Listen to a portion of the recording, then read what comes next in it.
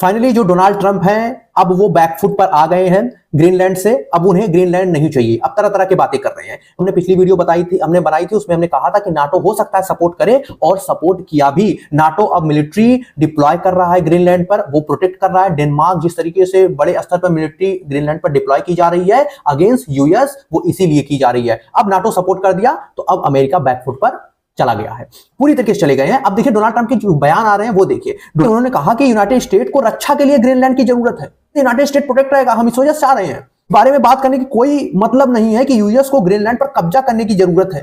Donald Trump, मैं तो कहता हूं कि टॉम क्रूज को हटाओ, डोनाल्ड ट्रंप को साथ में रख लो, इनसे बढ़िया कोई एक्टिंग कर ही नहीं सकता। मैंने कहा कि यूएस को डेनिश किंगडम के तीनों देशों में से किसी पर भी कब्जा करने का कोई अधिकार नहीं है। तब तो बहुत बड़े बड़े उफान मार रहे थे कि भाई साहब लड़ना होगा, चाहे जो करना पड़ेगा, लेकिन ग्रीनलैंड हम लेकर के रहेंगे। अब अचानक क्या हो गया? मतलब इतना तरीके से यार रंग तो क्रिकेट भी नहीं बदलता जितने तरीके से डोनाल्ड ट्रंप बदल रहे हैं।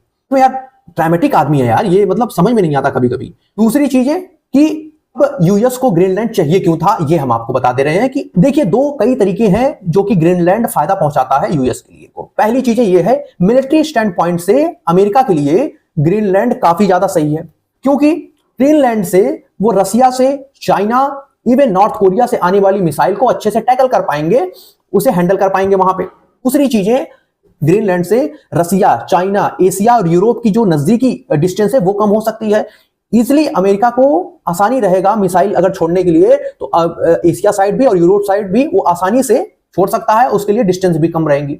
आर्कटिक इंस्टीट्यूट रिसर्च पेपर के मुताबिक हाल ही के दिनों में रूस और चाइना अपनी मिलिट्री बेस यानी अपनी सैन्य ताकतें आर्कटिक में बढ़ा दी हैं। ये चिंता सता रही है यूएस को, ये एंजाइटी हो रही है यूएस को कि ये कहीं ना कहीं हमको टारगेट ना बना ले।